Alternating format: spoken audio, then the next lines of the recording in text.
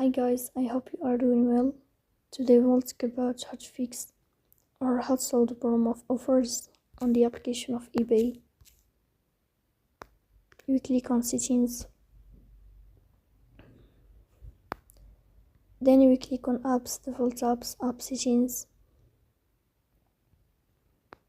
In this list you will search about eBay and you click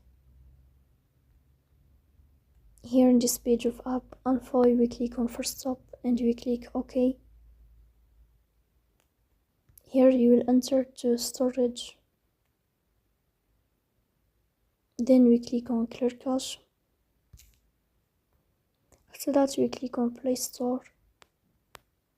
You will search about eBay app, then you will uninstall your app and you will install it again. So please don't forget to press the bell icon, subscribe. See you next time.